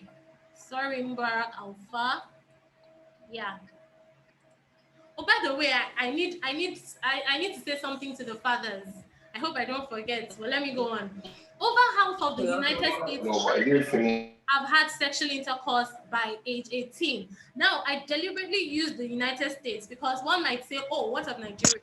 Apart from the fact that there's poor collation of data in Nigeria, one of the trends we've observed is that behavioral patterns from the West naturally seeps down into our culture, whether we know it or not, intentionally or unintentionally. When there's a particular culture going on in the West, that's in the United States, in the UK, and all of those developed places, it usually over time seeps into the underdeveloped nations. So if the United States is already recording that over half of the United States teenagers have had sexual intercourse by age 18, it gives you a fair idea as to what's going on in Nigeria. Now, 30% of high school students are reportedly sexually active in secondary school. By age 19, 75% of youth have had either vagina, anal, and or oral sex. Now, these statistics are alarming, and a lot of times, one of the reasons I can easily give you is because these adolescents find it difficult to talk to their parents about sex. Questions they have, they rather ask their peers or somebody out there or a stranger. And in doing that, they get to encounter negative biases and they are led astray. It's one of the major reasons this is on the rise. An analysis of the 2015 to 2017 National Survey of Family Growth found that among youth aged 15 to 19, 42% of males and 38% of males have had heterosexual vaginal intercourse. And then 12 and 13-year-olds with low self-esteem are almost twice as likely to have sexual intercourse than peers by age 15. Now, this is one of the reasons I drum it. It's important that whatever we do as parents, our children's self-esteem do not suffer. We don't want to raise children who would have to heal from our parenting style. That's not the goal. That's not the plan. That's not what we want. I mean, I was on a particular group some weeks back, and the conversations about their parenting experiences left me to wonder, because many times parents are not even aware that this is happening. There's no parent who would tell me they do not love their children, but they do not realize that sometimes their behavioral patterns or their mode of response is doing more harm than good. And then maybe I should just use this opportunity to briefly talk about response and reacting. Many times as parents, and it's something that happens in conventional parenting, we react to situation rather than respond. Now, in this story, this mother responded. A reaction would have been to barge into that room, seize the phone, slap the girl. But do you know what the response will be? She's going to secretly keep seeing that guy. Now, to her, it's going to be a persecution of love. She's suffering for the sake of love. That's even going to make it even more difficult for you to stop her from engaging in that. So it's counterproductive to react to a situation. You respond to situation. And then studies have shown that teens who are well informed are not in a hurry to have sex. And that is absolutely true. When your adolescent is well informed, believe me, they will not be in a hurry to have sex. I can tell you that. So basically, why is teenage sex on the rampant? The first reason is low self-esteem. And low self-esteem sometimes comes from poor academic results, unhappy childhood, abuse. These things can easily cause low self-esteem. Even peer pressure sometimes cause low self-esteem. So low self-esteem is the very first thing why these guys engage in sexual activities, because in school, the climb of school now is that when a person has engaged in sex, they are the big girls and the big boys of the school. They become the popular ones, and you are so unpopular. So in order to cover up the self-esteem problem, they begin to engage in sex. Peer pressure, deceit. Some are just completely deceived. Some do it out of curiosity. And then generally, teens actually expected sex to help them reach goals of intimacy, pleasure, and social status. Of course, we know these things are very, very fickle. So how do you respond? Again, we use the principle of stop. We explore perspectives. Interestingly, this was the reason Susan had sex. Her best friend had sex. She was curious and wanted to also enjoy the feel of having a boyfriend. That was the reason she had sex. It wasn't anything serious. It was just curiosity that sent her there. Right? And then again, you engage your world of adolescence. This is non-negotiable. You need to know how to penetrate that world, because increasingly we are living in a depraved society. We're living in depraved times. And if you do not understand the art of engaging the world of adolescence, my goodness, it's going to be very, very costly. Also, engage in self-boosting activities. This also means you're going to have to use a lot of words of affirmation. When your child does something stupid, you don't say you are stupid. You can easily ask, now, think about what you've done. Do you find wisdom in what you've done? Engage them, let them think it. Because the truth is, when adolescents come to decisions on their own, or when they are guided, not realizing they are guided, when they feel that they came to this decision on their own, they actually really, really stick to those decisions. Really, they do. Right? And then, yes, you have to talk about sex. It can be awkward, it can be uncomfortable, but you really, really do need to talk about sex. And you have to practice, because if you are uncomfortable talking about sex to your adolescent, you don't expect your adolescent to be comfortable talking about sex to you. I mean, when my mom was as teenagers then, my mom would say things like, to my brother, she'll say things like, when your penis stand and is going straight and is looking at a woman and is doing you like this, use your hand to hold it and turn it back and say, no, not now. She was that vocal about it. My brothers would laugh. They would be like, oh, no, stop it.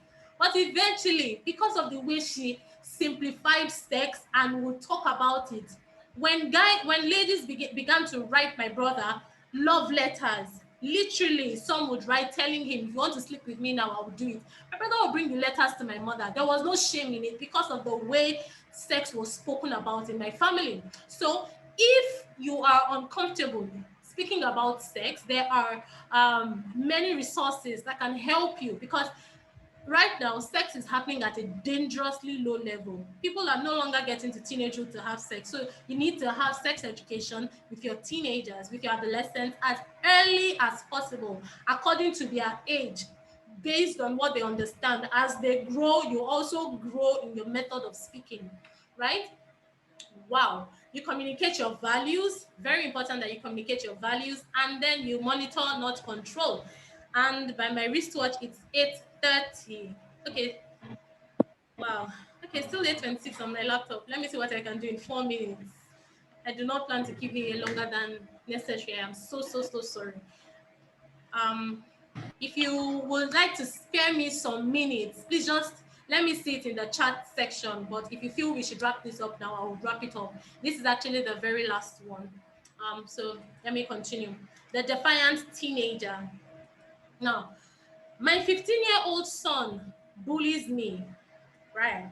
He shouts at me, swears, pardon me, calls me names, pushes me, grabs me, and continually and consistently defies me.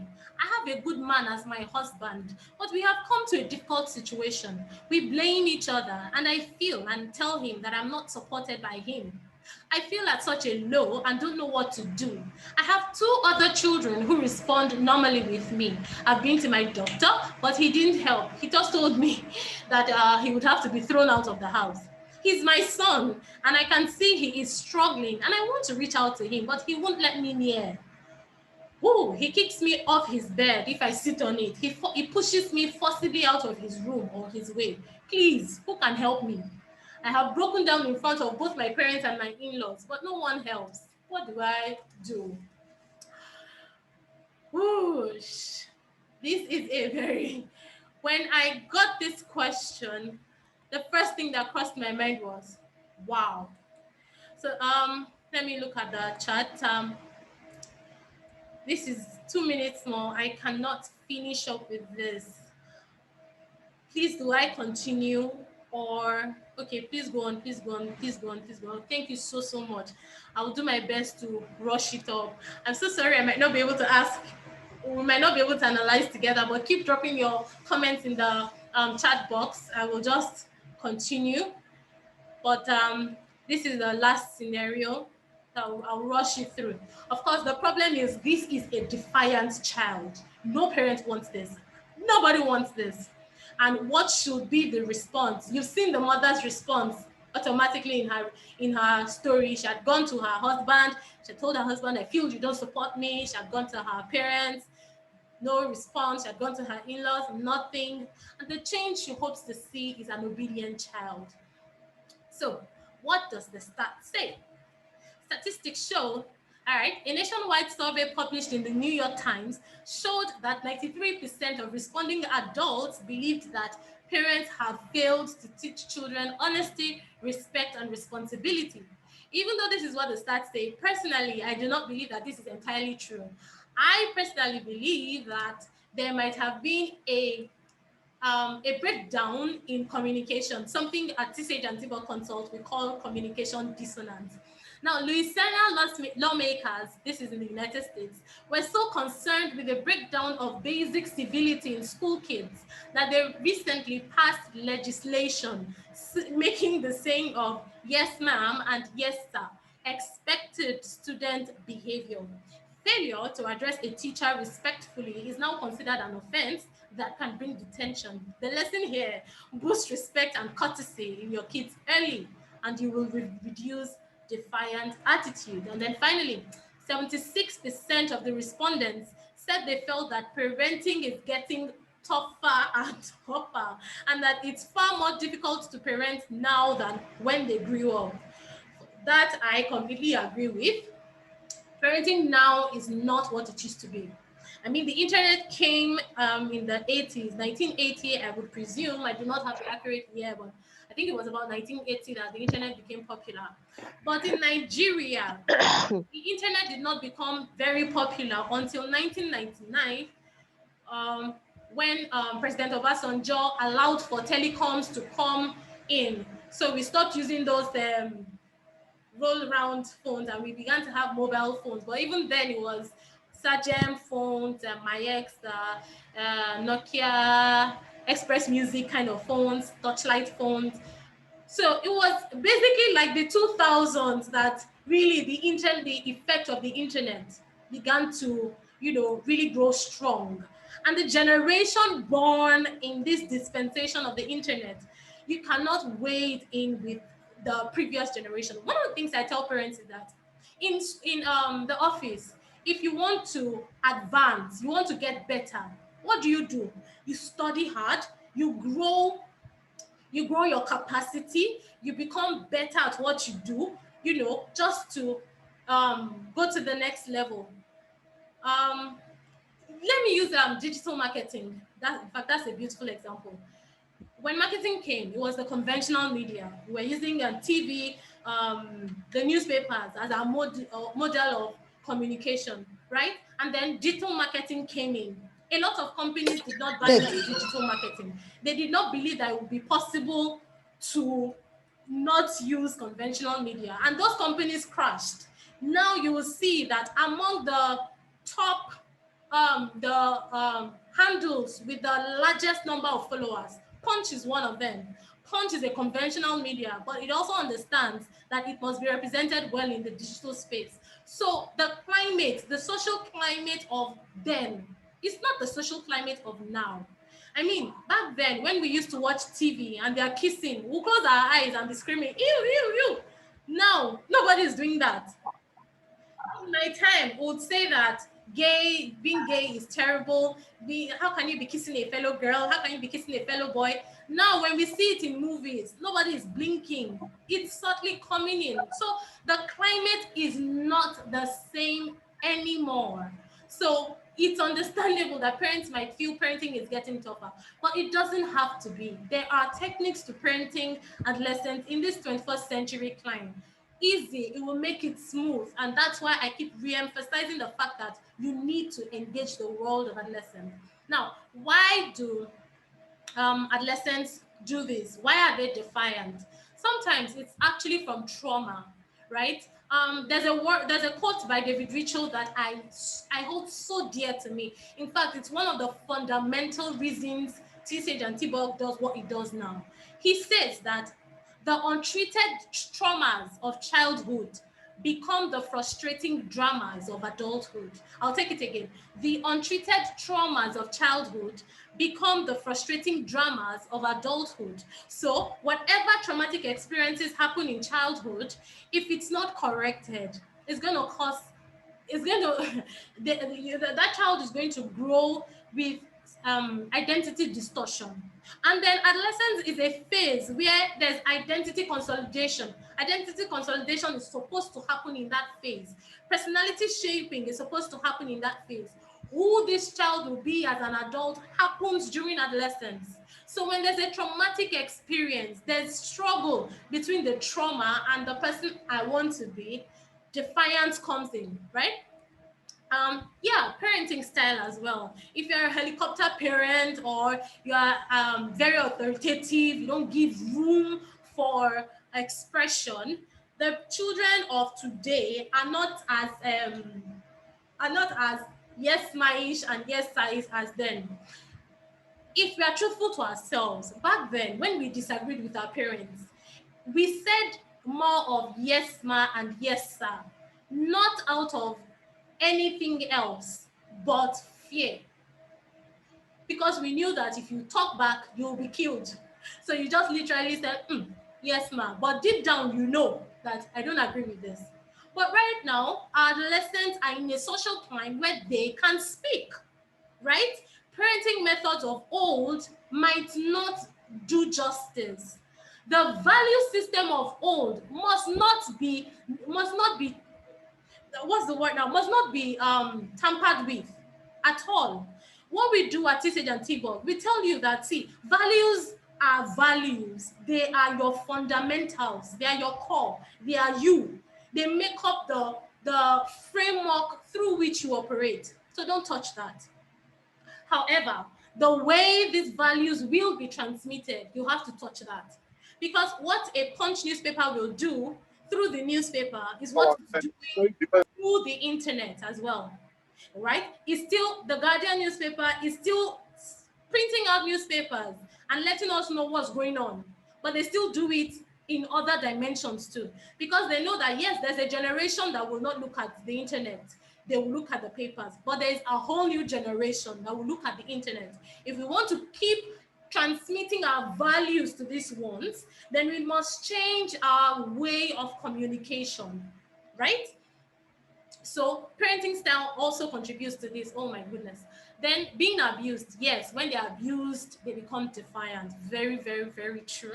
I've had cases of young ladies, young girls who were raped, and by their way of venting out the anger and the frustrations they felt was to become defiant. When there's conflict in the home, oh my goodness, it causes defiance as well. There's a movie I watched on Netflix some months back. It's called Nimbe, Nimbe. If you are chanced by time, I would advise you watch that movie. It would properly explain how conflict in the home can change your very good boy into a very bad boy. Yeah, bullying also can cause defiance.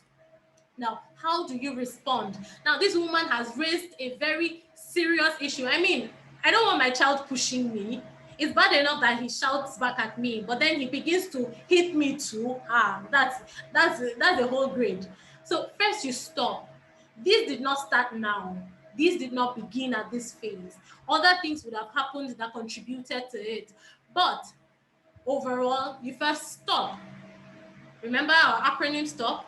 You keep perspective. So what's Kingsley's perspective? How and why did he become this person? First, he had watched his mom defy his dad multiple times. It hurts. Now, his dad might be speaking and all, I think, and then she would lash out at him and all. So Kingsley began to notice his father withdraw, hardly spoke, so that peace would be in the home. And it was hurting him. So when his mother began to speak to him in a manner that that threatened his autonomy, he became defiant because he felt this woman wants to control me the way she's controlling my dad. And now remember what I said, these are true stories, and I chose some of the worst stories so that we tackle very, very terrible situations and then take lessons from this to apply to our own personal journeys, our own personal relationships. So he felt that mommy wants to do this to me. I ain't gonna allow that. If my dad cannot talk, that's his business. I'm gonna fight back. That was how he became what he is. And if you read in the story, you will see that the woman said she feels her husband was not supporting her. So every time the boy did something and the man says nothing, because he knows that whether he speaks or he doesn't speak, his wife is going to nag and lash out. Of what use is my speaking? He'll keep quiet. The wife feels he's not cooperating with me. The son feels, how can you talk to my dad in such a very, very, very disrespectful manner, right? So mom has no idea that this is the cause. This is the root cause of everything she's going through, where she's going from people to ask what's wrong and all. This is the issue, right? Again, engage the world of adolescence is an awesome way to tackle defiance, because it helps you understand the adolescent brain and their psychology, their physiology, their behavioral tendency, and then reduce power struggles. Defiance sometimes will happen. Now, this is for those who are not in that very aggressive stage, but defiance sometimes will happen between you and your adolescent. Whatever you do to verbally struggle, don't get trapped in it. They will win. Oh, they will win. Because no parent wants to see their child disrespect them. It gets to you. And then when you respond from that point, their psychology subconsciously picks on the fact that it got to you. So they begin to press on that trigger. It's not a battle you will win, right? So, and then you empower your child. What does this mean? It simply means that rather than being overly controlling, there are things you can just release. Choose your struggle, right? Choose your battles. Don't always picking and nosing on everything he is doing or she is doing. Pick your struggles, pick your battles, and I have just 5 minutes. Okay, PARM. Now, PARM is an acronym we coined at TSAGEandTBOG Consult. It's parent-adolescent relationship matrix, right? Parent-adolescent relationship matrix. What this is there are relationship dynamics in the family that must not fail. And this is something that we'll be talking about extensively. If you remember from the introduction, I said one of the things I would introduce you to is it's a course we have at TSAGEandTBOG. PARM is one of the things we'll be talking about in detail. What should the relational dynamic between father and son be? The relational dynamic between father and son is not the same as between father and mother. It's not the same as between father and daughter. It's not the same as between mother and daughter. It's not the same as between mother and son. They are different dynamics. And if any one of those relationships, if there's a breach or a breakdown in any one of those relationships, it's bound to cause trouble. It's why every parent must know what are these relational dynamics. And if I'm a single parent, for example, or you have an absent parent, or you are both parenting, but you're not aware of these areas that are missing, it's going to cause problems. I give you a classic example. Let's say a son was raised by his mother alone. And she does not deliberately look out for a father-son not necessarily even the father. It has to be a father figure, someone who can play that role. The possibility exists that the son might be emasculated.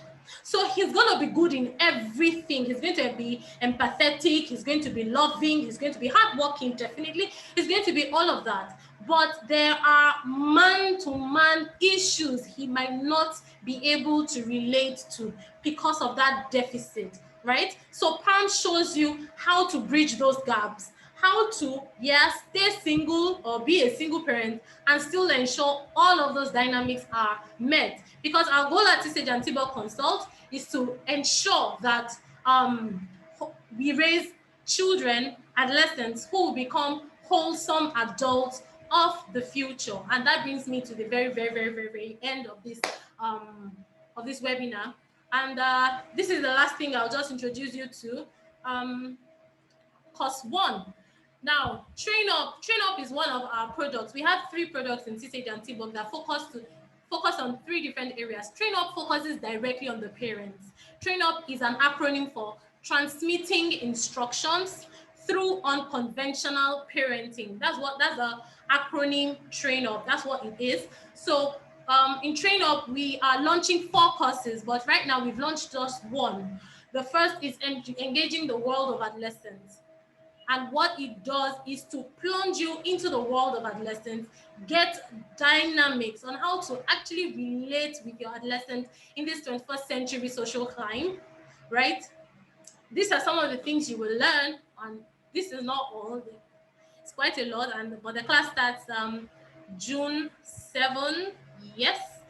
And it was originally 50,000 naira, but we have a sponsor. We got a sponsor who took care of 60%. So the arrangement was for everyone who registered, 60% is already off you. So for the total number of people who would register for this sponsor is going to cater to the remaining balance. Now, I would not advise you to participate in this course if you will not be dedicated. Now, yes, there's going to be a certificate at the end of it all, but we're not going to issue certificates just like that. There are specific things, criteria you will have to meet, specific things you will go through. I'm trying to see if I can open up. Okay, I can't do that now, but I will send a mail. I'm going to send a mail to everyone who's registered. I hope that everyone here actually got registered. If you did not register and someone sent the link, the login details to you, please, I beg you, just get the link, register. I'm going to send a mail to everyone. You'll be able to preview the course. You'll be able to see to the detail what you're going to experience in this course. And you're going to be having, at the end of every module, there will be practical things you will do. You're going to have to adopt, if you don't have an adolescent yourself, you're going to have to adopt an adolescent, a child. You're going to have to adopt somebody you're going to practice everything you're going to learn in this course on, right? And we will know whether you did so or not. So you're going to have to do that. So if you will not, okay, someone asked the duration of the course. It's 7 modules, but it's self-paced. It's self-paced.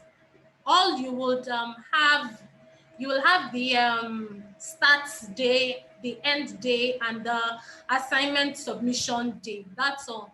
At the end of it all, of course, we're going to have an e-graduation since COVID has refused physical meetings to happen. So we're going to have e-graduation and all. Okay, yeah, let me share my screen with you. I think it is here. Let me share this with you. Okay. Okay, can everyone see it?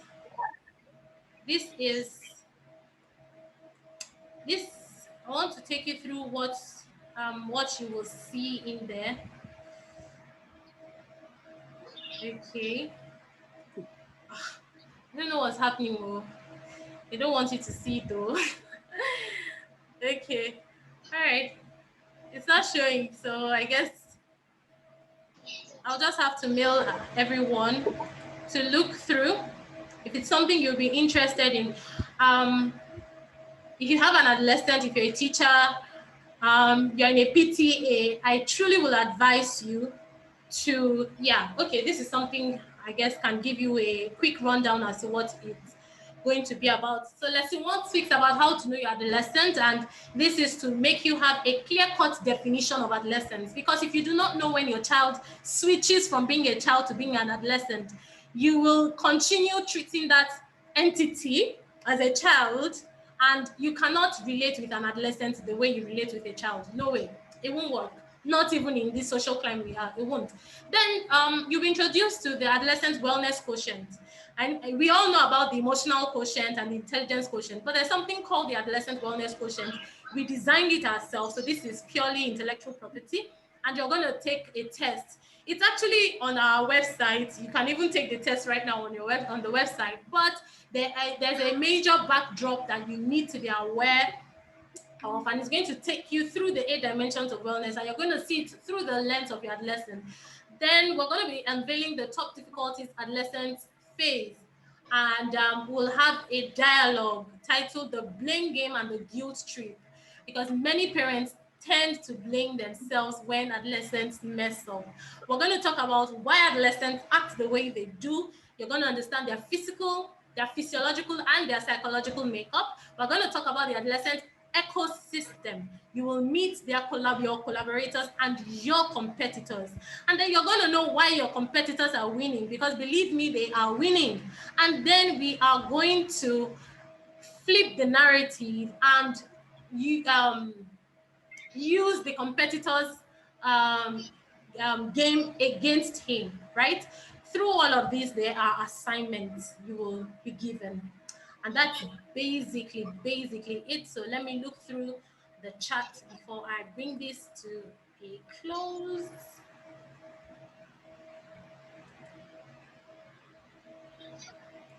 Okay. My chat box. Oh, you can't see me. Someone says, no, I can't see my screen. Thank you, TBOG. Oh, thank you. God bless you. Thank you so much for also being a part of it. How long will the course be for? Yeah, I've responded to that. It's 7 modules, 7 assignments, self-paced, but there are submission dates for the assignments, right? Beyond that, you're at liberty to run the course how you want, when you want, but there's deadline for submission of assignment, there's deadline for project submission, and project submission, don't worry, it's not as difficult as it's sounding, but it's actually truly a parenting school. We'll have our graduation, we'll meet with the best graduating students.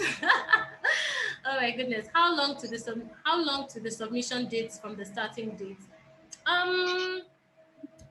Let me see if I can pull out the document. It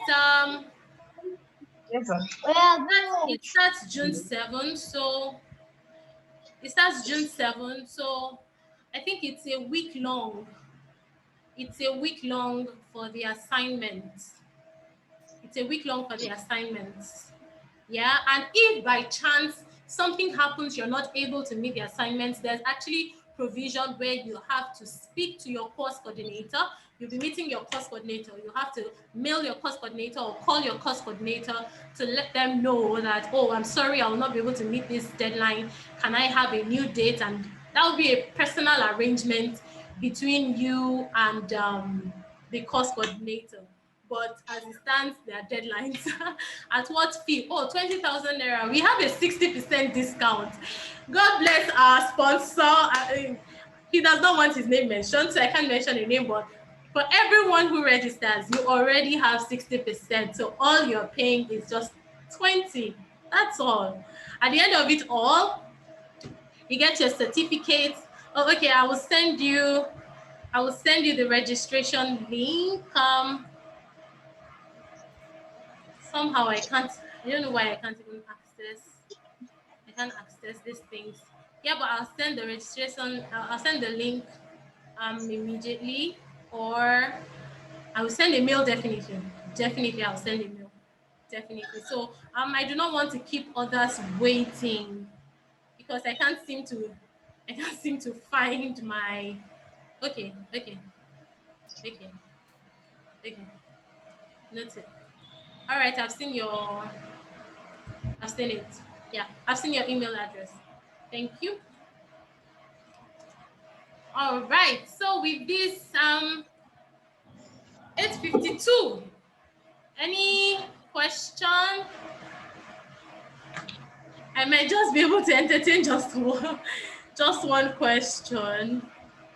Thanks for the wonderful presentation. God bless you and your efforts. God bless you too. Thank you so much for being here. A lot of people actually registered, but you were the ones who stayed till the very end. So yes, I also say thank you very much. Okay, I think I'm seeing the link. I will send it right now.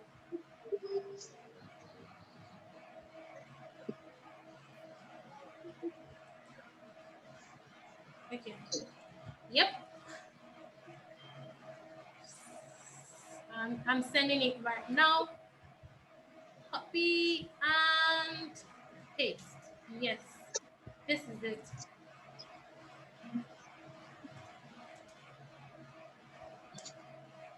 Please repeat the statement. Sorry, I didn't get that.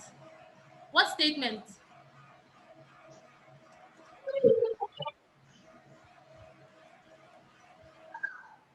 Oh, okay. The untreated traumas of childhood become the frustrating dramas of adulthood. The untreated. Okay, I'll include it. I'll include it in the mail. I'll include it in the mail we'll send. So thank you so much. With this, I say good night. Good night to everyone. Thank you so much for being a part of this. I truly appreciate you. I appreciate you. Yeah, that's the link. The untreated traumas of childhood. The untreated traumas of childhood become the frustrating dramas of adulthood. Right. Thank you so much. God bless you. God bless you. God bless you. All right. With this, I end it. Thank you so much for your time. And again, I apologize for taking an extra 25 minutes. I'm so sorry. This is 8:55. Bye. Thank you.